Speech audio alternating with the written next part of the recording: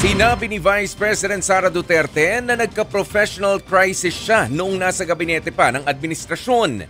Buwelta naman ng palasyo, hindi raw kasi marunong makinig ang bise. Narito ang report ni Camille Samonte.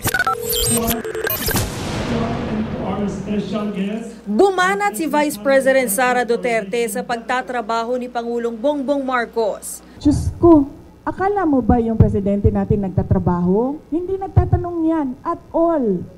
I swear to the flag.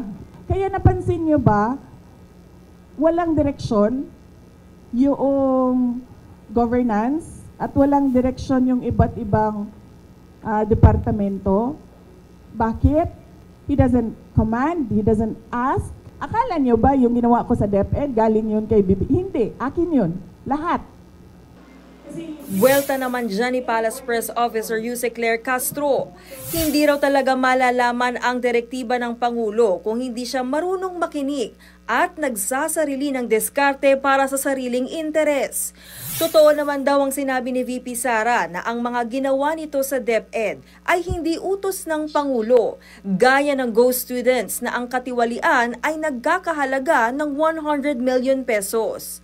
Hindi rin daw utos ng Pangulo ang ginawa noon ni VP Sara sa DepEd na mag-deliver ng bulok at may amag na pagkain sa feeding program ng mga estudyante na nagkakahalaga ng 5.69 billion pesos.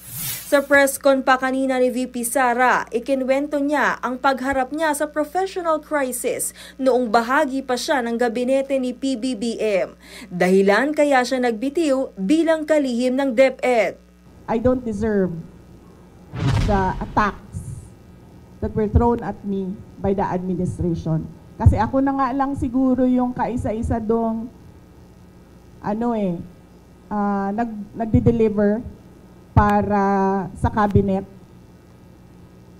ni BBM. Tapos gadun pa yung gagawin nila sa akin. O di, nung nawala ako, di wala na. Wala na siyang accomplishment at all. Sagot ni Castro, puro haka-haka lang yan ng bise. Marami raw maloloko sa mali niyang kwento. Sa usapin naman ng umano'y destabilization plot laban kay Pangulong Marcos, giniit ni VP Sara na walang ganyan. Kwentong Malacanang lang daw yan. Nagpahayag lang daw ng galit ang taong bayan sa isyu ng korupsyon, pero hindi nangangahulugang gusto nilang patalsikin ang Pangulo.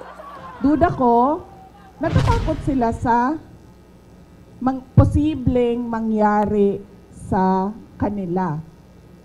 At alam naman natin na matagal na talaga silang insecure. Siguro takot, kaya nila nasasabi may destabilisasyon. Insecure, pangalawa takot, pangatlo paranoia. Kasi ang tao na may bisyo, nagiging paranoid. Dahil World Pandesal Day, tinanong si VP Sara kung anong klaseng tinapay sina Pangulong Marcos, Congressman Martin Romualdez at Zaldico. Sagot dyan ng bise? Definitely, hindi sila